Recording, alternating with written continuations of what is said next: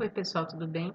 Na aula de hoje, nós vamos discutir sobre as normas jurídicas de direito internacional que falam sobre mobilidade humana, que discutem o tema da migração e do refúgio. Em primeiro lugar, é importante salientar que não existe uma área específica dentro do direito internacional que reconheça um arcabouço jurídico claro e bem definido sobre migração. Embora nós tenhamos sim várias normas esparsas, sejam normas vinculantes, mas também normas não vinculantes, que vão orientar os estados nas ações relativas às migrações internacionais. Então, quando a gente fala do direito internacional, do papel do direito internacional nas migrações, é importante também identificar quais são as fontes desse direito internacional para as migrações internacionais.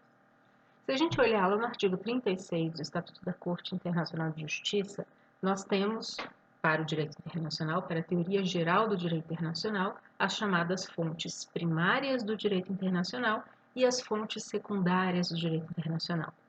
Como fontes primárias, aquelas que mostram, num primeiro momento, que mostram à vista o nascimento do direito internacional, nós temos as normas jurídicas, as regras de direito internacional, os princípios gerais do direito aplicáveis ao direito internacional e também os costumes internacionais.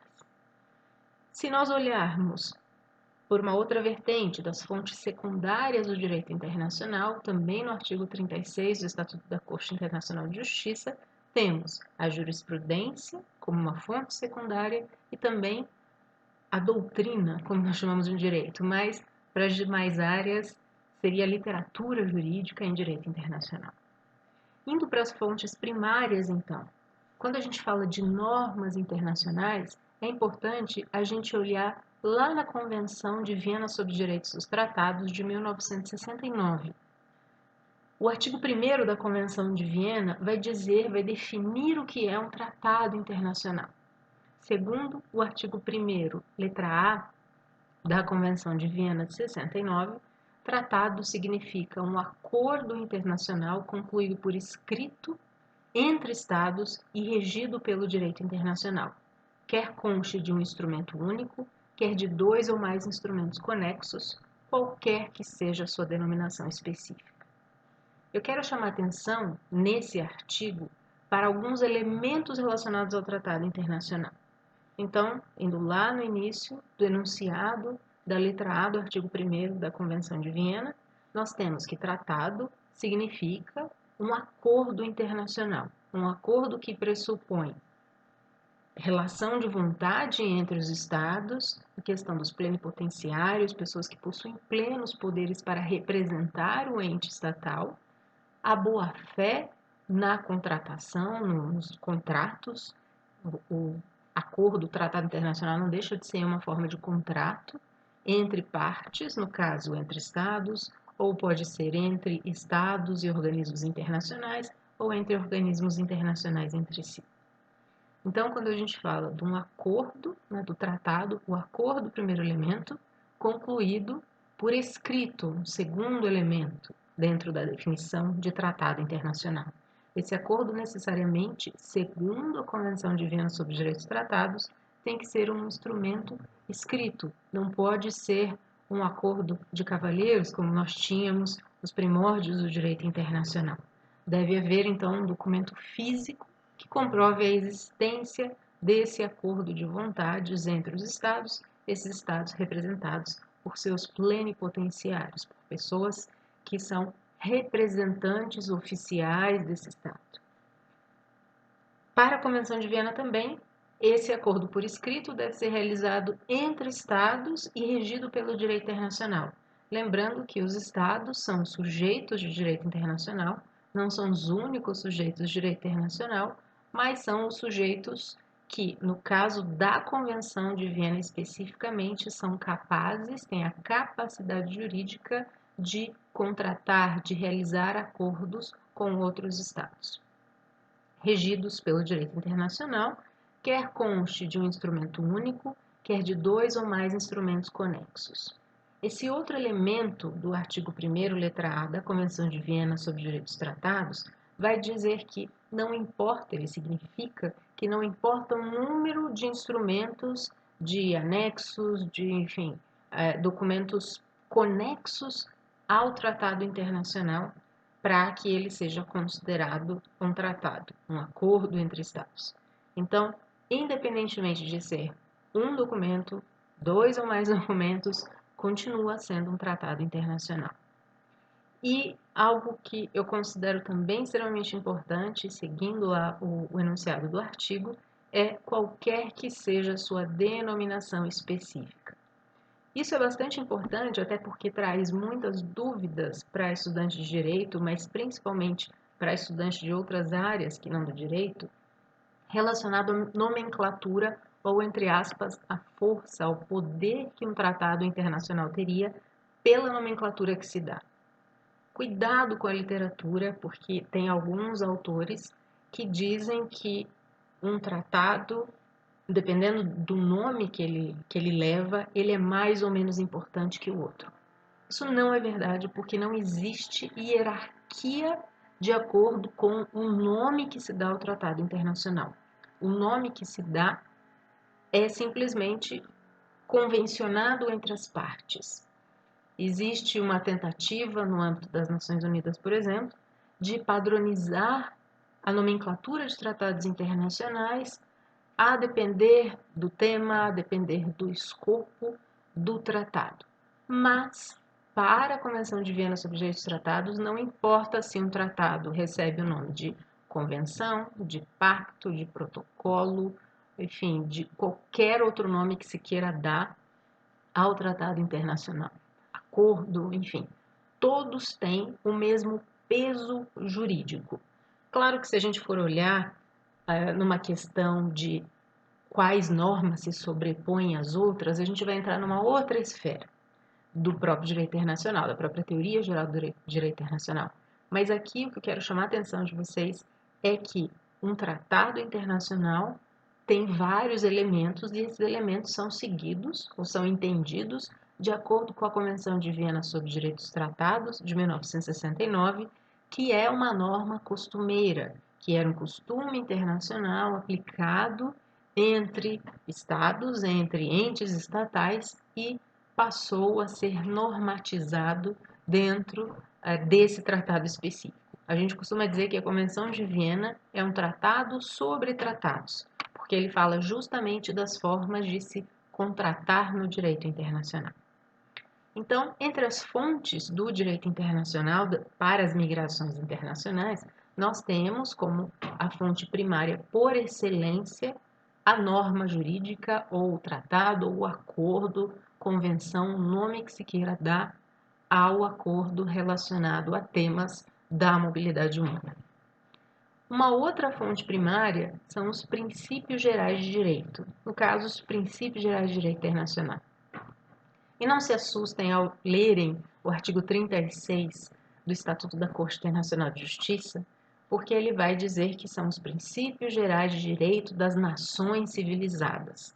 Claro que a gente tem que colocar essa nomenclatura, essa frase, no contexto da época em que ele foi criado. Na década de 1940, havia uma conotação eurocentrista, havia uma conotação de que os países que não seguissem o direito romano-germânico ou o direito anglo-saxão não seriam nações civilizadas, ou seja, países com sistemas jurídicos diversos, o sistema jurídico muçulmano, o sistema jurídico indiano, enfim, qualquer outro japonês, qualquer outro sistema jurídico que não fossem aqueles dois mais conhecidos, ou pelo menos na perspectiva eurocentrista, não seriam considerados sistemas de, entre aspas, nações civilizadas.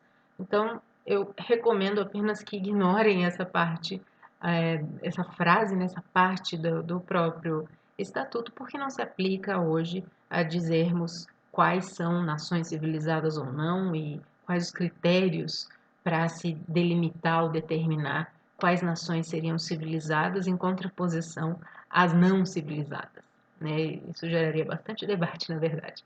Então, mas olhando então para os princípios gerais de direito, os princípios aplicáveis ao direito internacional, aplicáveis ao direito internacional das migrações, nós temos como princípios aquelas bases que dão o alicerce, que dão a estrutura para o entendimento do que é o direito, para o entendimento do que são as normas relativas à convivência social, no caso, a convivência entre Estados, no plano do direito internacional, entre Estados e pessoas, entre organismos internacionais e pessoas, organismos internacionais e Estados, enfim, entre todos os atores do direito internacional ou atores da arena internacional.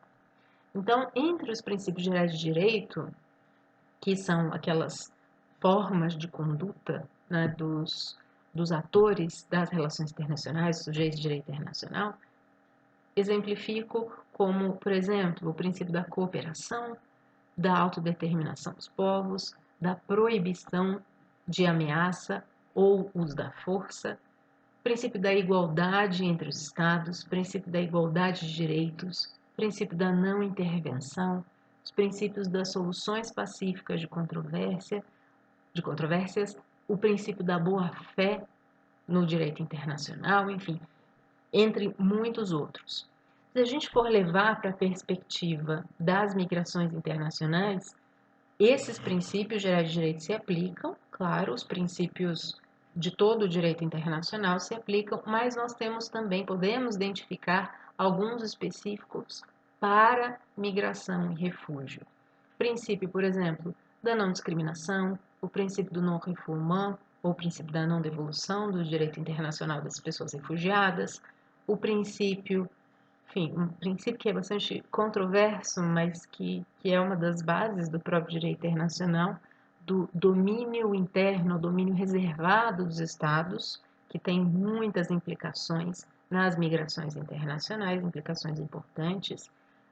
Também nós temos um princípio bastante utilizado no direito internacional das migrações, que é o princípio da reciprocidade de tratamento, ou seja, como um país tratar os seus não nacionais, o país de nacionalidade daqueles não nacionais poderá tratar da mesma forma os nacionais desse primeiro país. Então, país A, país B, e o tratamento recíproco, igualitário, não necessariamente na mesma medida, mas há formas de reciprocidade que são reconhecidas no direito internacional das migrações.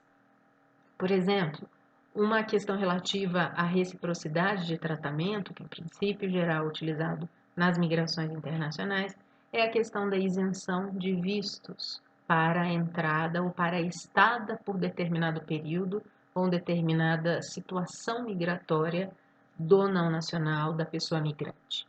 Então, se o país A e o país B acordam, realizam um tratado bilateral ou no âmbito de um tratado multilateral, não importa, sobre isenção de vistos para pessoas em turismo, por exemplo.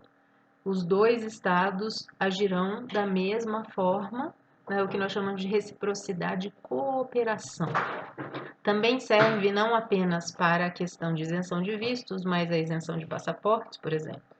No âmbito do Mercosul, nós podemos transitar entre fronteiras com outros documentos que não o passaporte, mas esses documentos têm que ser aqueles documentos reconhecidos pelo Mercosul.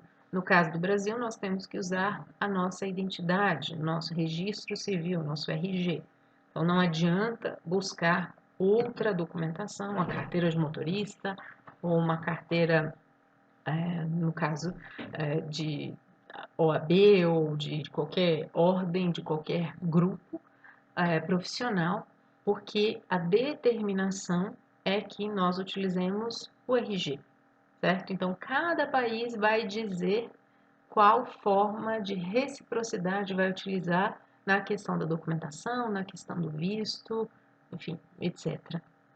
Mas o importante é a gente saber que existe essa forma de reciprocidade como um princípio dentro das migrações internacionais. Há outras formas de reciprocidade também. Uma delas, né, além da cooperação, é a reciprocidade de retorção. O que é isso?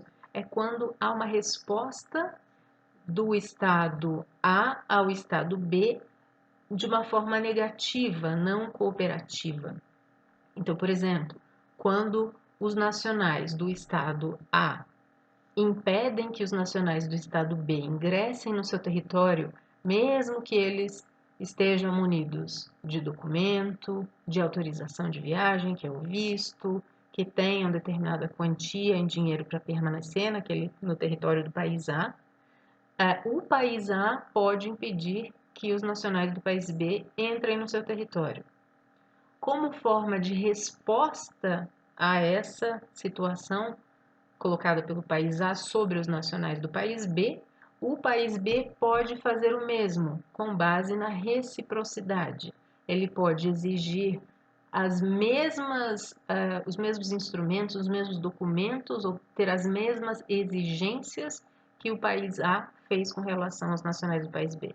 Então, o país B pode pedir a mesma documentação, a mesma quantidade de dinheiro, tem o mesmo tipo de visto, porque se trata de uma situação de reciprocidade, no caso, uma reciprocidade negativa, não cooperativa, que é a reciprocidade e retorção. Nós temos isso em algumas situações, enfim, já tivemos e temos em algumas situações, quando alguns países impedem a entrada dos seus nacionais ou no território, ou quando, por exemplo, passam a fazer algumas exigências que antes não eram feitas. Muitos de vocês provavelmente nem eram nascidos ainda ou eram crianças, mas quando no controle migratório estadunidense se passou a colher impressões digitais, se passou a tirar foto dos migrantes, das pessoas migrantes que tentavam ingressar no território, né, no controle migratório ali no aeroporto, nos portos, por exemplo, e também, claro, na faixa de controle migratório terrestre.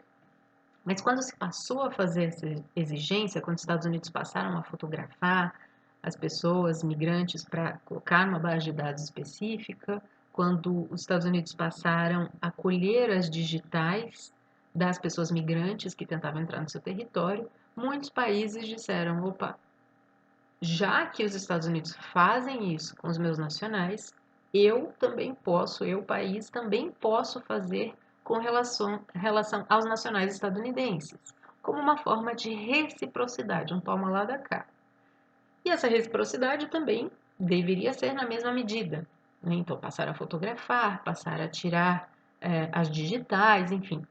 Só que vocês imaginam que quando isso começou a acontecer há 20 e poucos anos, o Brasil não tinha tecnologia suficiente para isso, pelo menos não no dia para a noite era possível, enfim, fazer uma licitação mesmo que emergencial e comprar câmeras e aparelhos de biometria, etc. Então, no início foi feito como se podia, né? Então, eram tiradas fotos e eram tiradas fotos com câmeras comuns, não câmeras digitais, e também eram tiradas as impressões digitais dos estadunidenses com aquele papel carbono, que provavelmente muitos de vocês não conheciam, que era enfim, pegar que se usava, perdão, nas delegacias, enfim, que se utilizava para a documentação em geral e para se identificar as pessoas. Então, a datiloscopia, né? Enfim, e a gente usava aquele papel carbono, aquela coisa suja, e era o que se tinha. Era a forma de reciprocidade que nós encontramos para responder àquela situação na mesma medida. Claro que hoje em dia é tudo de forma digital, interligada, enfim, mas imaginem a chateação, né, de pessoas estadunidenses que chegavam no Brasil e ficavam com papel sujo, com os dedos, perdão, sujos de carbono, de papel carbono, porque o Brasil resolveu fazer uma reciprocidade de retorção.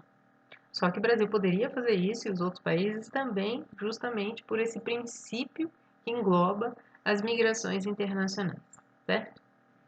Então, nós falamos das fontes primárias do direito internacional para as migrações internacionais, como as normas jurídicas, os princípios gerais de direito, e nós temos também como uma outra fonte primária o costume internacional. Mas o que é o costume internacional? Se vocês lembram lá das aulas de DIP, costume internacional é a prática reiterada dos Estados com a intenção ou com a convicção de que aquela prática reiterada passou a se tornar um direito, passou a ser obrigatória, entre aspas, entre os Estados, certo? Então, costume, quando se pratica determinado ato e se acredita que esse ato deva ser realizado entre os atores de direito internacional, no caso aqui a gente está falando dos Estados. Quando a gente fala na teoria geral do direito internacional, do costume internacional, nós falamos em dois elementos do costume. Temos o elemento objetivo, que é essa ideia de prática reiterada ou prática repetida de determinado ato, e um aspecto subjetivo, que é essa convicção de que aquele ato, aquela prática reiterada se tornou um direito, se tornou uma regra, pelo menos num primeiro momento, talvez não escrita entre as partes. Então, o costume internacional, ele mostra o nascimento do direito internacional por conta da questão da prática e, claro, a prática mais a convicção de que aquela prática se tornou regular entre os estados, o que deve ser praticada, e muitas vezes o costume acaba sendo normatizado num tratado internacional, como eu mencionei anteriormente no caso da Convenção de Viena sobre Direitos Tratados.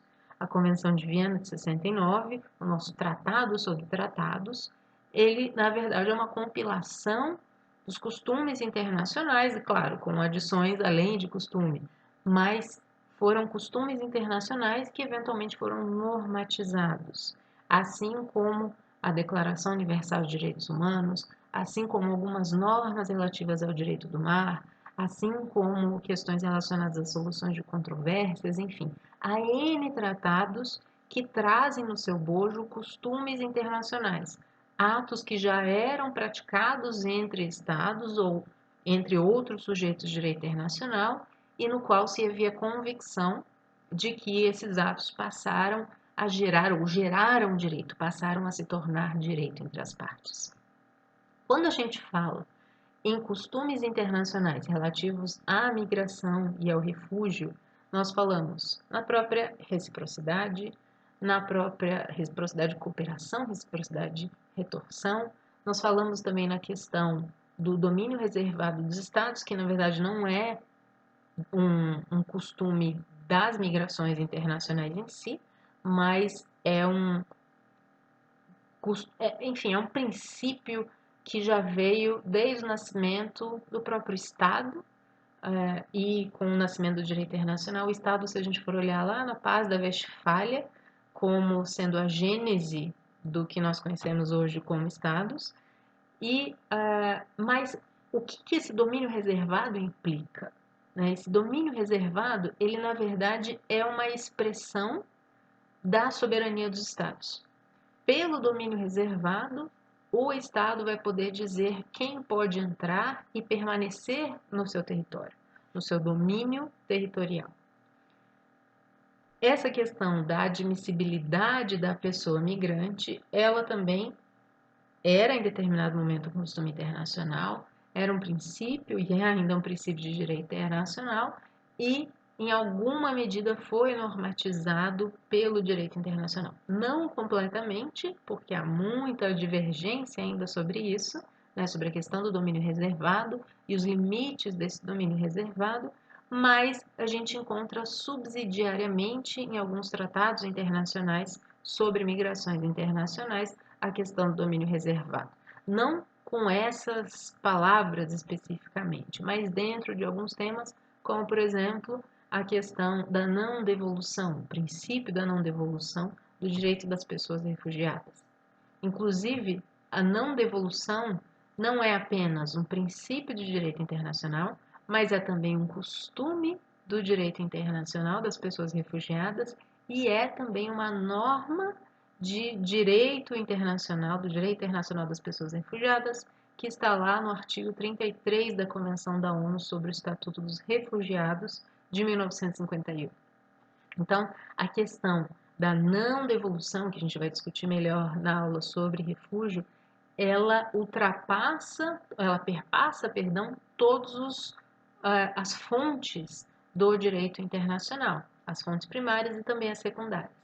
As fontes primárias, a norma, os princípios gerais de direito e o costume internacional.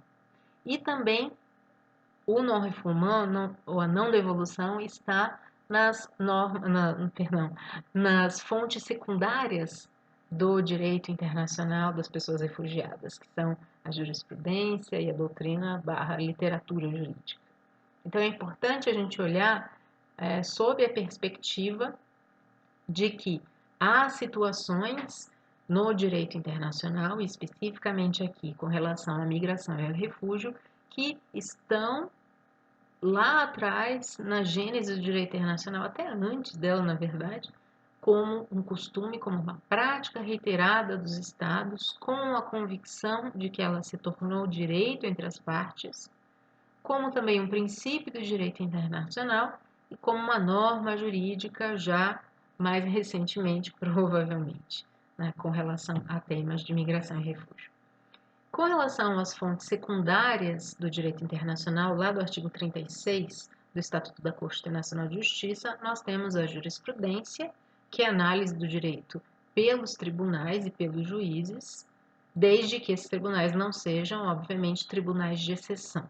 Então, há toda uma discussão no direito internacional, principalmente se vocês tiverem curiosidade no direito internacional penal, sobre a questão dos tribunais e da jurisdição penal internacional relativa ao que seriam os tribunais de exceção, né, o que seria a questão de se criar um tribunal para uma situação específica que já ocorreu, que viola o princípio da anterioridade penal, enfim, viola, na verdade, vários princípios gerais de direito e principalmente os princípios relacionados à questão criminal, à área penal.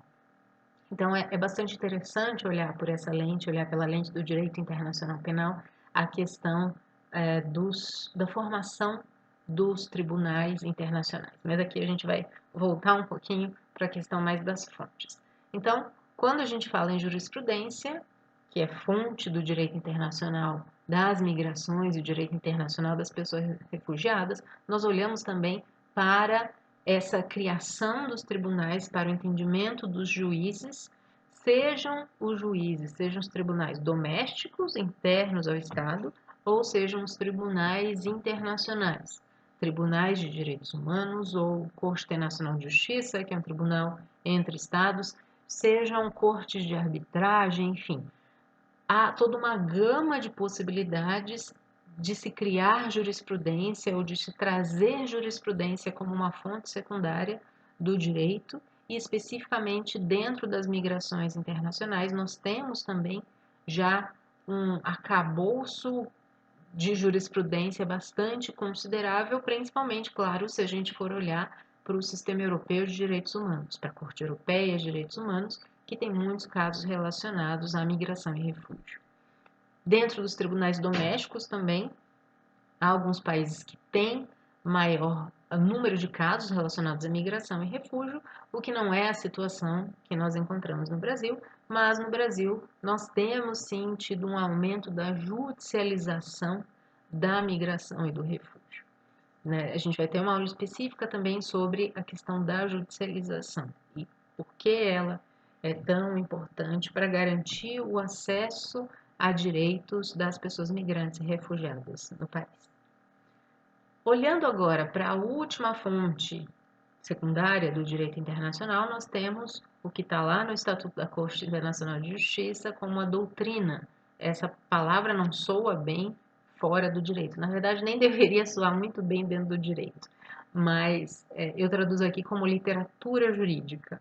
Então, a literatura jurídica, o entendimento de autores, de juristas, de estudiosos do direito, no nosso caso, direito internacional, também configura uma fonte, um local de onde se alimenta o direito internacional, né, como secundariamente, né, não como forma principal ou inicial, mas a criação do direito internacional a partir das discussões na literatura, do que nós chamamos de discussões doutrinárias, mas na literatura jurídica de uma forma geral, tanto sob a perspectiva doméstica ou interna dos Estados, quanto sob a perspectiva internacional. Os autores que tratam direito internacional e cujas obras estão em outros idiomas, e também pessoas de outros países, claro que não só o Brasil. Então, não se esqueçam, as fontes do direito internacional, o nascimento do direito internacional para migração e refúgio, estão dentro das fontes, ou podem ser identificadas dentro das fontes gerais do direito internacional, lá mencionadas no artigo 36 do Estatuto da Corte Internacional de Justiça. Fontes primárias: norma, o tratado, os princípios gerais de direito, os costumes internacionais. E fontes secundárias, forma de nascimento secundárias, direito internacional, a jurisprudência e a literatura, a doutrina, a literatura jurídica, certo? Quando a gente fala especificamente, então, sobre um direito internacional para as migrações internacionais, ou um direito internacional da mobilidade humana, a gente está falando sobre um conjunto de normas jurídicas que dispõe justamente sobre questões relativas à mobilidade humana, sobre questões relativas às migrações internacionais e ao refúgio. E como mencionei no início, essa área do direito internacional não está sistematizada e não é sequer reconhecida pela grande maioria dos autores, dos estudiosos de direito internacional. Alguns autores de direito internacional que tratam de migrações, que tratam de refúgio, reconhecem a existência de um conjunto de normas nascentes sobre o tema de migração e refúgio, mas ainda há controvérsias com relação a um campo específico do direito internacional. Mas o que é importante aqui com relação à existência de um direito internacional para a mobilidade humana, para a migração internacional, para refúgio e migração, não só internacional, mas migração interna também. É importante a gente destacar que no plano do direito internacional nós temos um maior desenvolvimento de normas vinculantes sob a perspectiva regional. O que são normas vinculantes? São aquelas normas de hard law. São as normas contratadas entre os Estados por meio daquela definição de tratado internacional, lá do artigo 1º, letra A, da Convenção de Viena sobre Direitos Tratados, que vai dizer como um tratado internacional deve ser regido por vários elementos que eu mencionei anteriormente. Então, se a gente for pensar nesse acordo de vontades entre os Estados com relação à migração e ao refúgio, com relação à mobilidade humana, nós temos o maior número de tratados de hard law no plano regional. E isso é fácil de explicar justamente porque as questões relacionadas à mobilidade humana, migração e refúgio são bastante controversas, principalmente quando os estados invocam a sua soberania, o seu domínio reservado e não querem ter responsabilidade compartilhada, principalmente quando a gente fala de pessoas em situação de refúgio. Então é bastante claro se perceber que, do ponto de vista regional, essa área do direito internacional, a área da mobilidade humana, é mais desenvolvida do que no plano global, porque a gente tem um número menor de estados no âmbito regional e estados, claro, que estão numa mesma realidade jurídica e talvez política, talvez social, talvez porque há muitas complexidades dentro de todos esses campos no âmbito regional. Se no nacional já temos, imagine no regional, global mais ainda. Então, devido à grande controvérsia com relação a temas de mobilidade humana, a gente encontra muito mais normas de hard law, normas vinculantes, ou seja, contratadas entre os estados, acordadas entre os estados, sob a perspectiva regional. E no plano global, a gente tem normas de hard law? Sim, temos normas de hard law, mas a maior parte delas, em termos numéricos, são normas da chamada soft law, ou seja, direito não vinculante, as normas não vinculantes. como, por exemplo, aquelas declarações, recomendações que são feitas no âmbito das organizações internacionais. Por exemplo, declarações relativas à questão de mobilidade humana no âmbito das Nações Unidas, no âmbito da OEA, enfim, no âmbito da União Europeia. Claro, a União Europeia tem suas peculiaridades com relação ao sistema jurídico. Vamos ficar, então, com a questão relativa ao sistema onusiano. Então, quando a gente fala em normas de soft law, são aquelas, na maior parte das vezes, recomendações, não são normas que são acordadas ou que são regidas lá pela Convenção de Viena sobre os Direitos Tratados, porque elas não criam um vínculo jurídico, elas não criam obrigatoriedade. Elas demonstram, sim, uma intenção dos Estados em atuarem de determinada forma, de respeitarem determinados preceitos entre si. E, claro, com relação às pessoas migrantes e refugiadas. Então, quando a gente olha no plano global, é muito mais comum a gente ver normas de soft law, não vinculantes. Por quê? Porque o tema da mobilidade humana é extremamente controverso e esbarra em várias questões relacionadas à soberania nacional, aos interesses nacionais, motivo pelo qual alguns tratados muito importantes em imigração e refúgio não foram ratificados ou sequer assinados por muitos estados. A exemplo da Convenção da ONU sobre a Proteção dos Trabalhadores Migrantes e Membros das Suas Famílias, de 1990, que rege a questão dos trabalhadores, os direitos e as garantias dos trabalhadores migrantes e das suas famílias, e por ele interferir, entre aspas, né, ou supostamente interferir no interesse nacional, na soberania dos países, nós não temos países receptores de imigrantes ou grandes receptores de imigrantes que assinaram, ratificaram esse tratado. Esse tratado especificamente, que é um tratado extremamente importante no arcabouço normativo do direito internacional das migrações, que fala sobre, então, os migrantes econômicos, né, ou trabalhadores migrantes, ele foi ratificado, entrou em vigor apenas em 2003, por conta de um número específico de ratificações, só que essas ratificações são de países que enviam, países de origem de trabalhadores migrantes, de migrantes econômicos, e não os países de destino, os países onde de fato essas pessoas trabalham.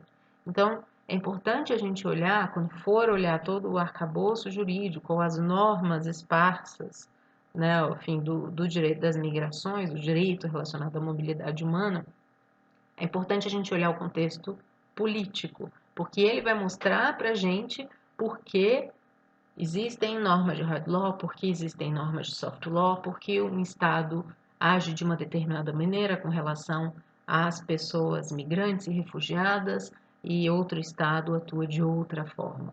Então, é bastante importante a gente olhar sempre o contexto político, a situação política local, né, nacional, na verdade, não no microcosmo necessariamente local, mas no âmbito nacional e também no âmbito regional.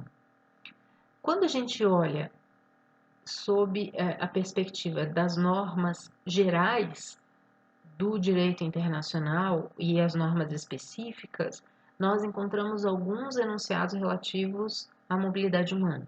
Por exemplo, quando olhamos na Declaração Universal de Direitos Humanos, o artigo 13 vai falar sobre uma questão específica de mobilidade humana. Na verdade, não só o artigo 13, mas alguns artigos vão mencionar a questão da mobilidade humana.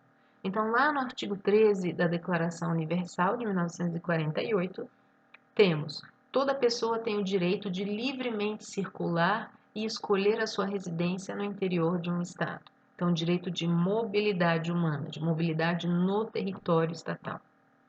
E 13.2, toda pessoa tem o direito de abandonar o país em que se encontra, incluindo o seu, e o direito de regressar no seu país. A professora Catherine de Verne, gosto muito Catherine Vital de Venden, As duas Catherine são super importantes quando a gente vai estudar migração internacional. Então, a segunda professora Catherine, da Sciences Po, fala sobre um direito de emigrar.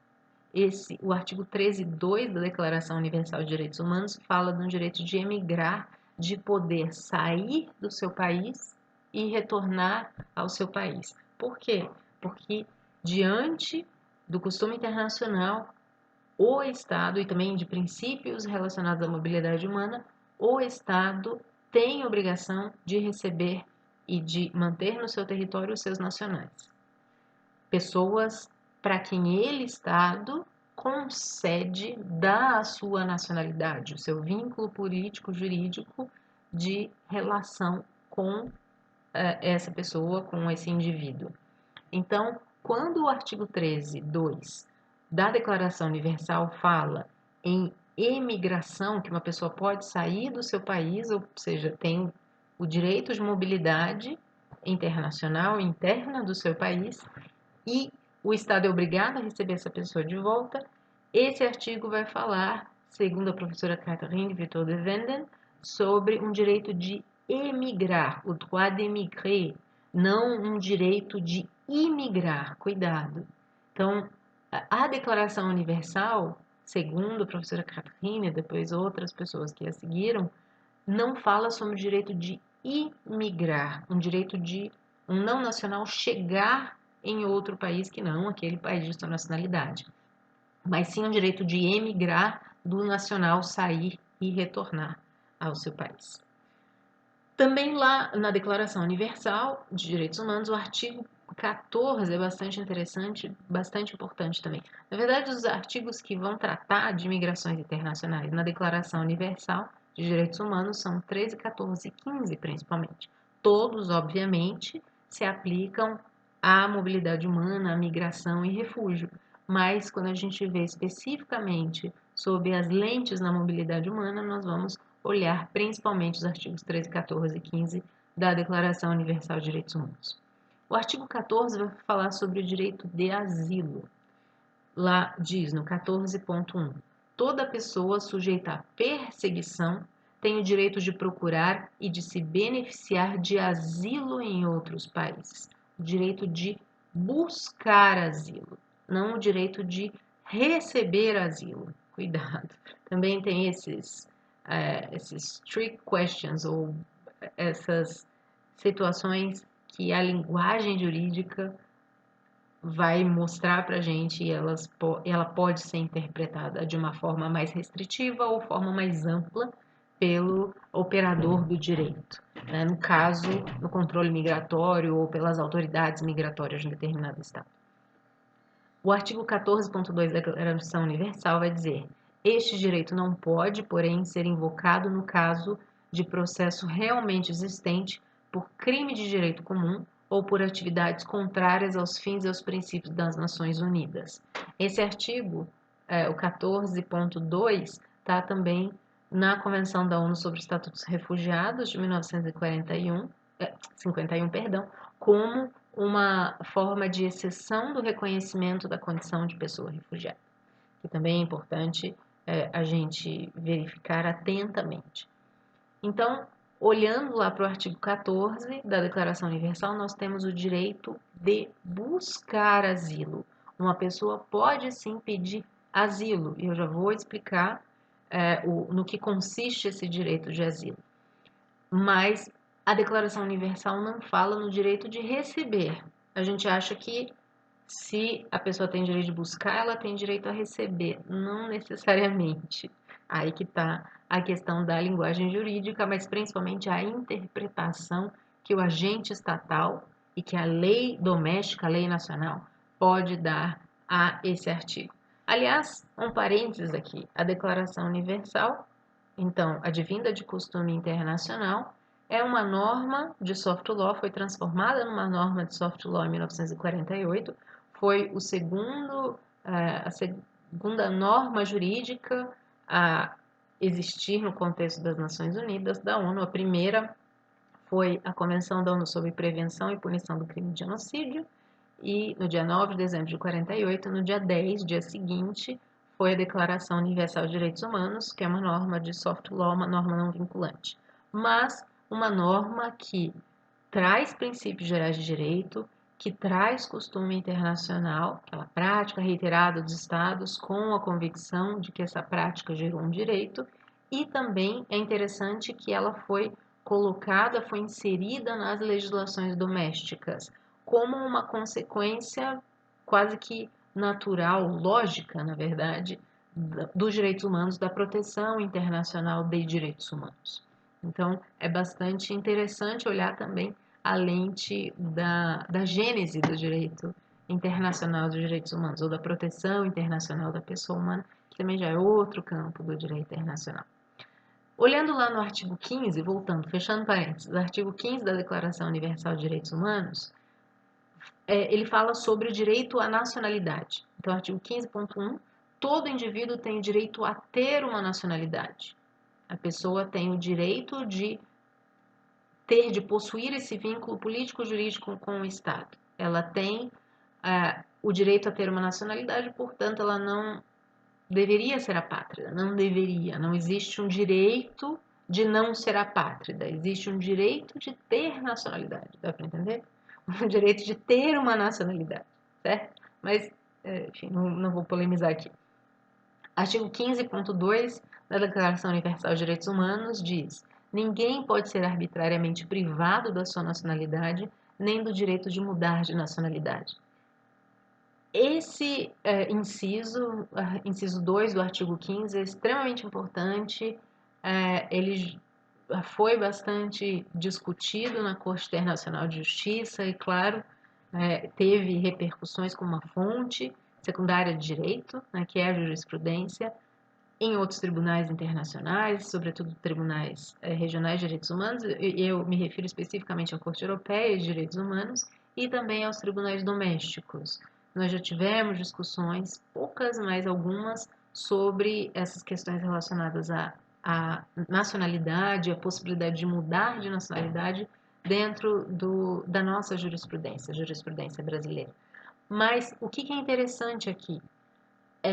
O artigo 15 vai falar sobre o direito a ter uma nacionalidade, né? Direito a buscar uma nacionalidade, mas não necessariamente impondo que o Estado é obrigado a conceder a nacionalidade a uma pessoa. É uma sutileza, mas é uma sutileza que a gente tem que olhar também sob a ótica da política internacional. Né? Qual a linguagem que seria aceita pelos Estados numa negociação sobre um tratado, ou nesse caso da Declaração Universal, sobre uma norma de soft law? E a linguagem importa muito. Eu mencionei para vocês na questão dos conceitos, das definições, a linguagem utilizada em migrações internacionais, a questão especificamente dos eufemismos nas migrações, que é extremamente importante, porque muitas vezes a linguagem utilizada é criminalizante da pessoa migrante, é discriminatória, enfim, traz uma série de consequências que na verdade não são por um acaso, na grande maioria das vezes, né? A forma como se dirige, como o Estado e os agentes estatais se dirigem a uma pessoa migrante, geralmente não são obra do acaso.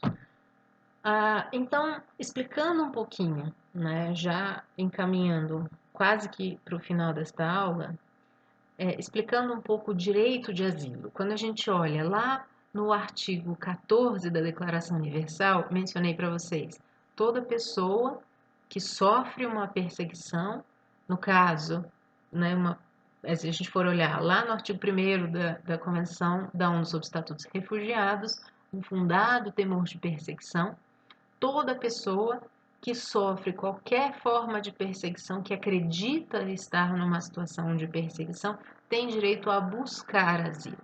Aí, em parênteses, não o direito a receber asilo, mas o direito a buscar, a pedir o reconhecimento de uma situação de asilo. Só que bastante importante e quase nunca tratado nas poucas obras completas, pelo menos, que existem sobre direito internacional da mobilidade humana. Nós temos o direito de asilo como sendo uma área do direito internacional relativa à proteção de pessoas que sofrem perseguição.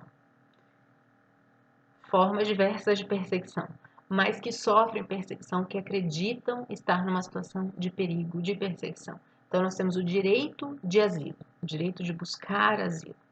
Só que esse direito de asilo, ou Toada Asili, é dividido em dois eixos. Um dos eixos é o próprio asilo, né, como nós conhecemos, o asilo político, e a outra vertente, o outro ramo, é o refúgio, o Instituto do Refúgio. E é bastante interessante, claro, para mim tudo é interessante, né? Na questão de mobilidade humana e de direito internacional. Mas é bastante interessante a gente observar que esse direito de asilo tem esses dois ramos e esses dois ramos nem sempre são explicados ou diferenciados. Claro que é mais uma questão didática para a gente entender, né, a parte teórica, as questões relativas à própria formação do direito internacional para a mobilidade humana, mas é interessante a gente olhar sob a perspectiva histórica, política e o que nós temos hoje. Então, voltando, direito de asilo, nós temos uma vertente, o asilo político, e a outra vertente, o refúgio. São dois institutos diferentes. O Instituto do Asilo surgiu no continente americano no final do século XIX, como uma necessidade específica, num contexto específico da época de perseguição por motivos políticos e relacionados a crimes de opinião. Então, pessoas no âmbito americano, principalmente a América Latina, né, houve uma construção bastante importante do direito de asilo. Tem um livrinho bem pequenininho e antigo, antigo, né, para vocês, porque ele é da década, acho que, se não me engano, década de 1990, talvez até antes. É um livrinho do Celso Albuquerque de Mello, que foi um teórico importante de direito internacional no Brasil, é ainda, porque seus livros ainda existem, mas o Celso Albuquerque tem um livro bem pequenininho, branco, que fala sobre a evolução do direito internacional americano. E o direito internacional americano, claro, tem a parte do direito internacional privado e tem a questão, a parte do direito internacional público. E dentro dessa evolução de um direito americano, nós temos uma área bastante importante que foi esse direito de asilo, o direito de buscar proteção num estado que não é o estado da sua nacionalidade, ou seja, uma migração internacional do tipo forçada, mas especificamente para situações de perseguição política. Muitas vezes as pessoas que cometem, segundo a legislação doméstica dos estados, um crime de opinião porque se pronunciaram contrariamente ao governo do país onde se encontrava. Então, o Instituto de Asilo, ele é anterior ao Instituto do Refúgio, anterior mais no sentido formal, né? Porque se a gente for olhar o histórico dos dois institutos, eles se entrecruzam, né? Se a gente olhar muito atrás na evolução do direito internacional, a gente encontra nuances do direito de asilo, assim como a gente encontra nuances do direito diplomático, enfim, ao próprio direito dos tratados, olhando lá para a antiguidade greco-romana, principalmente a antiguidade grega e depois uma sistematização já do direito romano com o Ius Gentium e o Civile também, mas principalmente o Ius Gentium, na construção do direito internacional como nós conhecemos hoje. Mas voltando, chega de digressão, mas voltando, o asilo então é um instituto jurídico regional, surgiu no final do século XIX nas Américas, sobretudo América Latina. E ele diz respeito a uma perseguição política, então uma perseguição bem específica do tipo político, individualizada, ou seja, relativo a uma pessoa somente.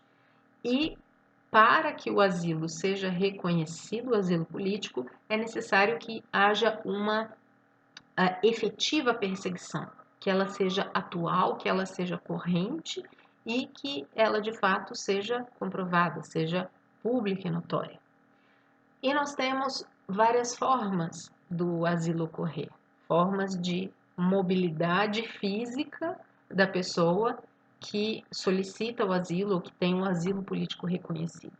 Nós temos o asilo diplomático, o asilo territorial, enfim, há autores que falam de outras formas de asilo também, um asilo em instalações militares, mas eu vou me centrar aqui nessas duas outras formas, as duas mais conhecidas de asilo político, que são o asilo territorial e o asilo diplomático.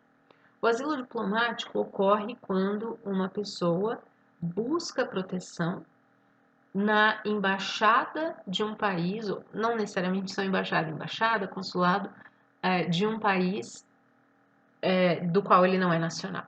Então, nós tivemos um caso interessante, enfim, um caso que repercutiu bastante no Brasil, não necessariamente o mais recente, mas o que mais repercutiu, que foi o caso do senador Roger Pinto Molina, boliviano, que se pronunciava contrariamente ao governo boliviano, e especificamente na região onde ele morava, havia situações reconhecidas de perseguição por motivos políticos, inclusive com execuções, com sequestros, enfim, torturas, com N formas de violações de direitos humanos, inclusive gerando uma outra proteção, que não é só do asilo político, mas do refúgio, que eu já vou mencionar.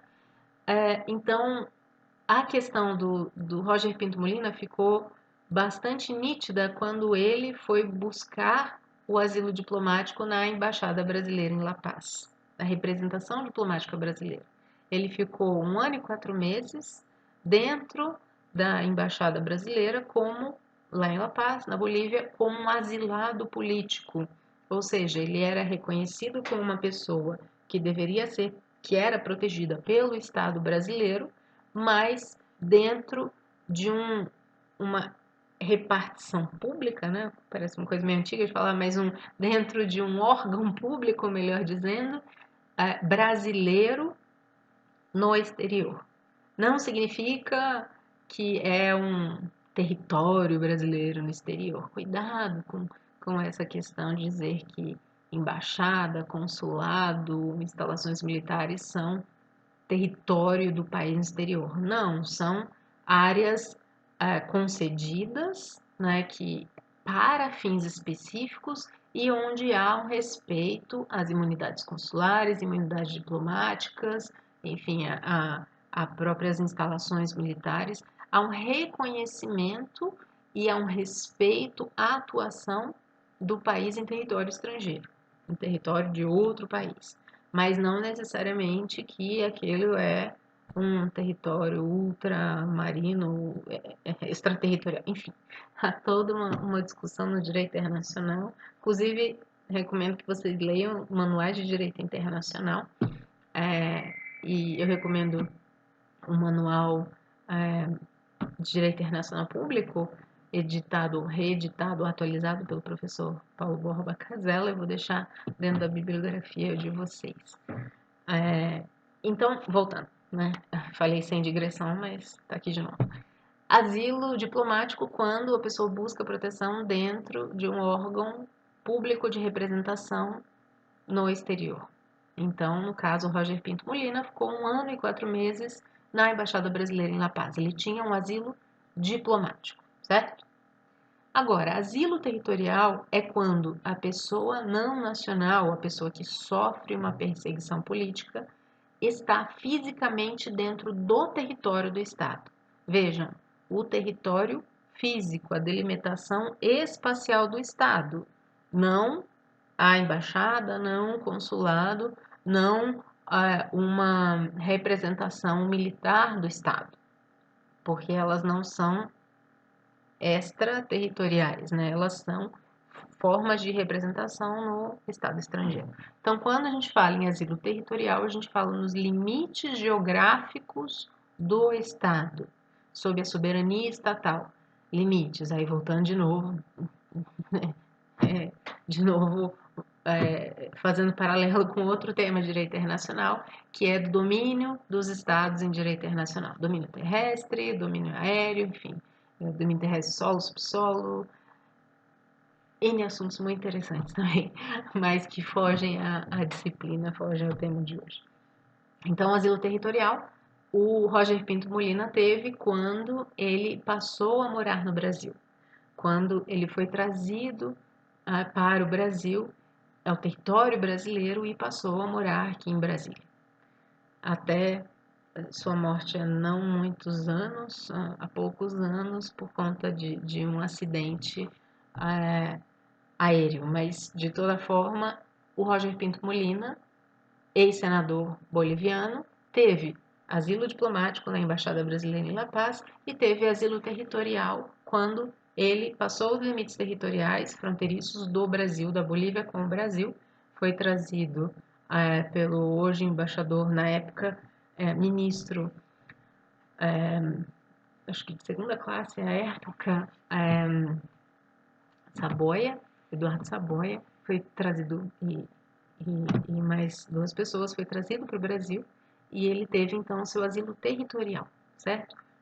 Por N motivos, mas principalmente para proteger a sua vida, para proteger a própria embaixada, as instalações diplomáticas do Brasil, por conta do não reconhecimento do salvo-conduto para que o Roger Pinto Molina chegasse em segurança no Brasil.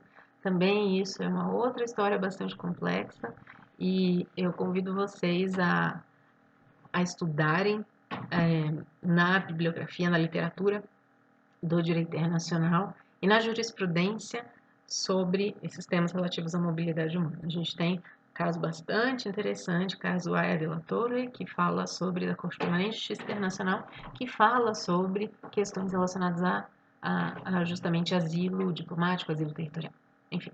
Então, asilo, Instituto Latino-Americano, perseguição individualizada, modalidades asilo territorial, asilo diplomático, e deve ocorrer uma efetiva perseguição, uma reconhecida perseguição.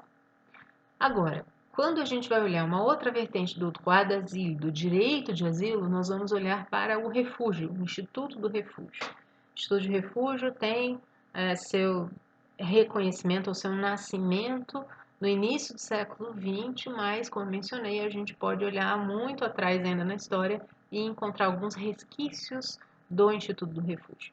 Mas, como nós conhecemos hoje, ele foi desenvolvido um pouquinho antes da Primeira Guerra Mundial e, de fato, consolidado como norma jurídica a partir da década de 1950, com a Convenção da ONU sobre o Estatuto dos Refugiados de 1951 e seu protocolo, que é um outro tratado internacional, que é o protocolo, a Convenção da ONU sobre o Estatuto dos Refugiados de 1967.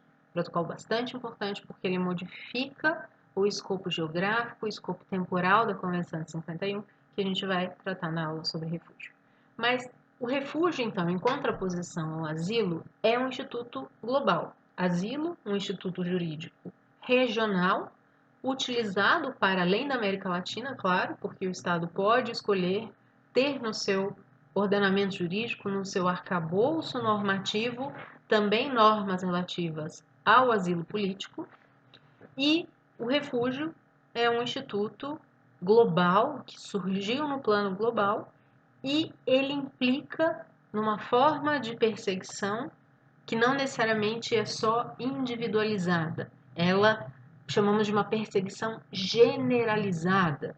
E quando a gente olha lá na definição de pessoa refugiada, no artigo 1º da Convenção da ONU sobre o Estatuto dos Refugiados, vemos que pessoa refugiada é aquela que sofre fundado temor de perseguição. Essa perseguição, ela não necessariamente vai ser efetiva como no Instituto do Asilo Político, mas há um fundado temor, um medo de que ela possa acontecer. Também há muitas nuances sobre esse fundado temor de perseguição, inclusive eu deixei para vocês uma aula específica sobre o fundado temor de perseguição do professor François Crépeau, eu acho, se não, Chetel, Vincent Chetel, está em inglês, é uma aula específica enfim, da Audiovisual Library da ONU de Genebra, em que ele fala sobre... não, gente, acho que é outro professor, mas enfim, um desses professores, se não for... Não é o François Crépeau nem o Chetel, é o professor Guy Goodwin Gill, da Universidade de Oxford. Ele fala especificamente numa aula que eu deixei para vocês sobre o fundado temor de perseguição, sobre nuances dos elementos de reconhecimento da pessoa refugiada. Voltando. Então, a perseguição, ela não necessariamente precisa ser efetiva, tem que existir um fundado temor de perseguição, no caso do refúgio, e ela deve ser generalizada, só que ela cabe em 5 motivos que são descritos pela Convenção de 51. Então, pode ser perseguição de cunho político, o que incluiria o asilo. Então, cuidado. O asilo, ele se refere à perseguição política e o refúgio tem 5 elementos, 5 formas de perseguição. Uma delas é o político. Aí vocês vão dizer, mas por que existe o Instituto do Asilo se a gente já tem o refúgio? Porque os estados escolhem ter esse instituto. Não é só a América Latina que tem, alguns estados têm também o Instituto do Asilo e o aplicam em separado ao Instituto de Refúgio. Porque geralmente o asilo, o reconhecimento é mais célere. No caso do Brasil, a gente tem o reconhecimento da condição de pessoa refugiada, todo um procedimento que vai começar lá na Polícia Federal e que vai acabar, pelo menos numa primeira fase, no CONARE, no Comitê Nacional para Refugiados. Claro, digo que pode acabar ou que acaba numa primeira fase no CONARE, porque pode haver judicialização, pode haver contestação judicial do não reconhecimento da condição de pessoa refugiada, às vezes até o reconhecimento. O STF já discutiu sobre esse tema. Enfim, então os estados escolhem ter esses 2 institutos. O Brasil tem os 2 institutos. A perseguição no refúgio, então, são 5 motivos: raça, religião, nacionalidade, pertencimento ao grupo social e por motivos políticos, perseguição política. Então, dentro do Instituto de Refúgio, nós temos uma gama maior do que o Instituto do Asilo de formas de perseguição. Mas isso não significa também que o refúgio tem todas as formas de perseguição, porque, infelizmente, a crueldade e a maldade humana não encontram limites, né? Então, a gente tem, e também situações que não dependem necessariamente da ação humana, né? Como formas de medo de perseguição ou medo pela própria vida, integridade física.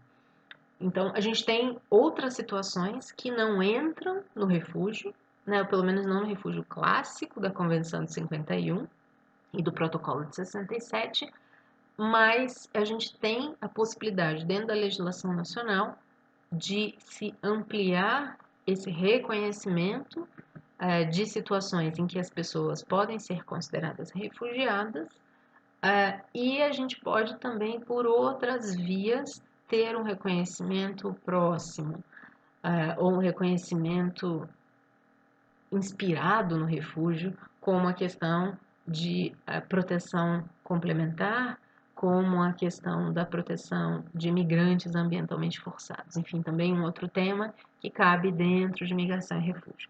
Mas, não esquecendo, então, refúgio, Instituto Jurídico de Alcance Global, a perseguição tem que ter um fundado temor, deve haver uma possibilidade dessa perseguição existir, então ela não necessariamente tem que ser efetiva, como no asilo.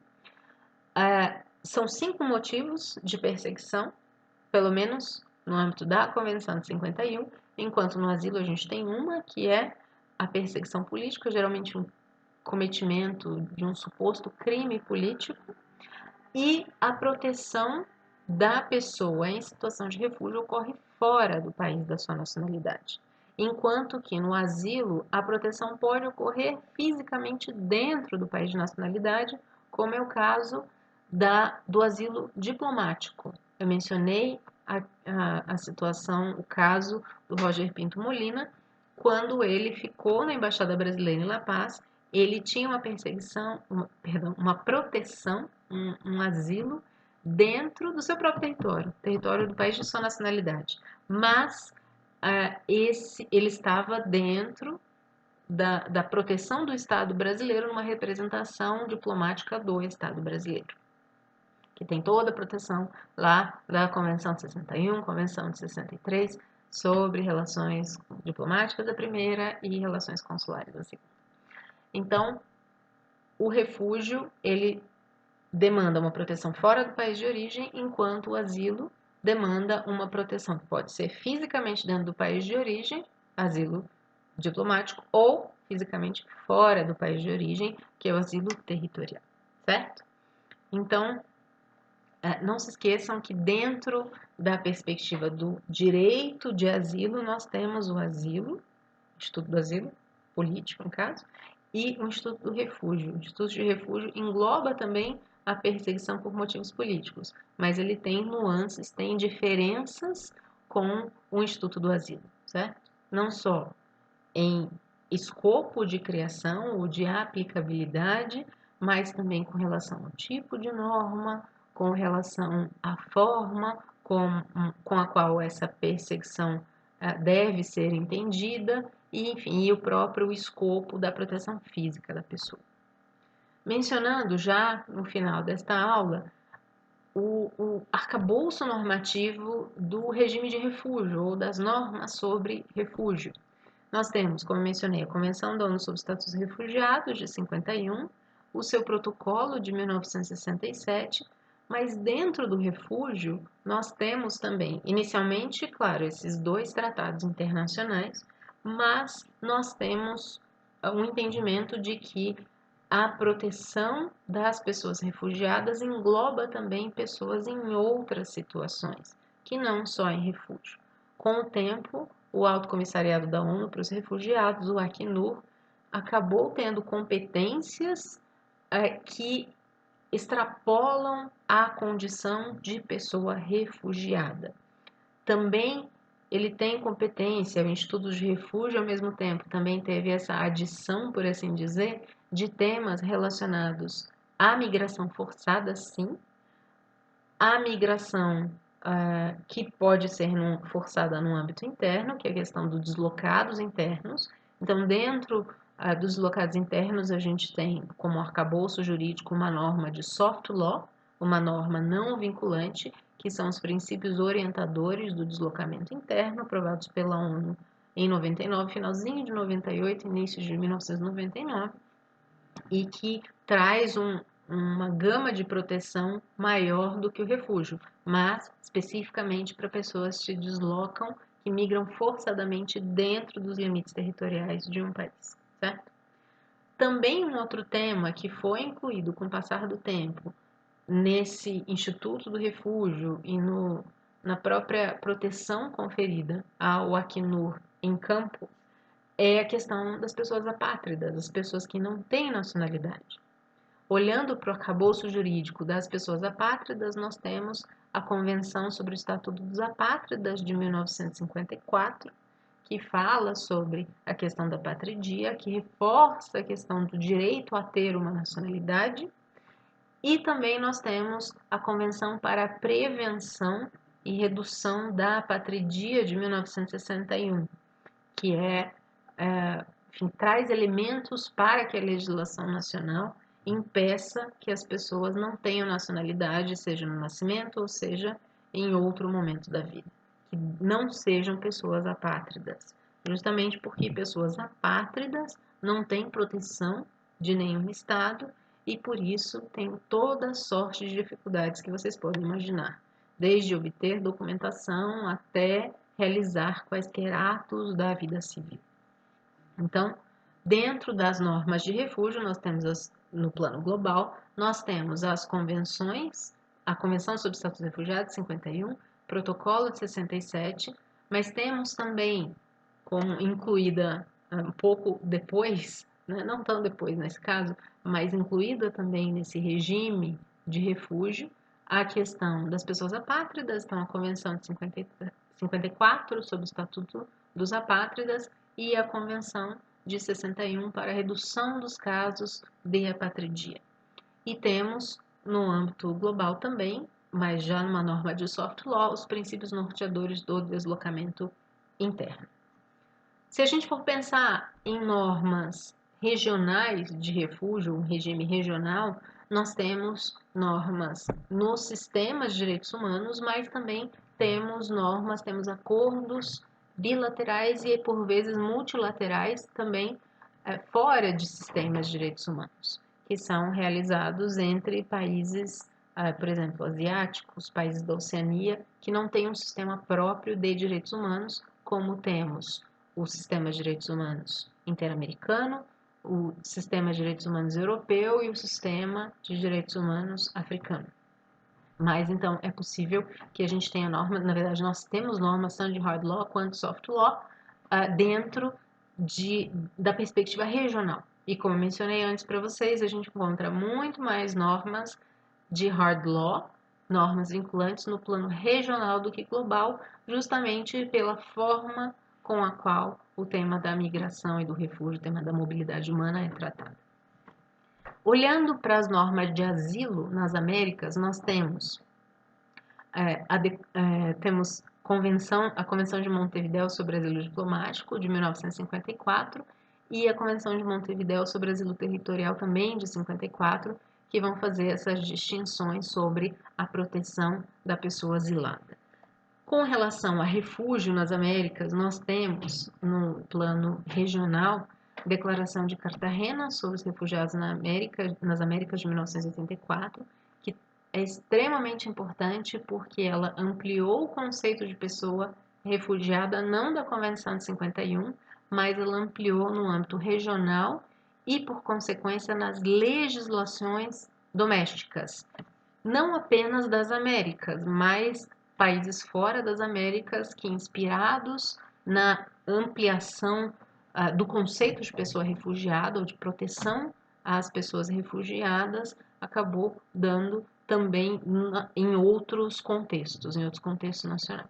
Então, é bastante importante a gente olhar num determinado momento as implicações que a Declaração de Cartagena de 1984 tem para ampliação do conceito de pessoa refugiada. Para além daquelas 5 situações de perseguição enunciadas pela Convenção de 51, também há a possibilidade de refúgio por pessoas que sofrem grave e generalizada violação de direitos humanos. Também é um capítulo à parte do nosso curso e é um tema extremamente importante porque, como eu mencionei, reflete nas legislações domésticas, mas também mostra uma realidade que nós temos ainda hoje no âmbito americano e também, claro, em outros contextos regionais e contextos nacionais. Mas a Declaração de Cartagena é um grande marco, certo? Do direito de refúgio, do Instituto de Refúgio nas Américas.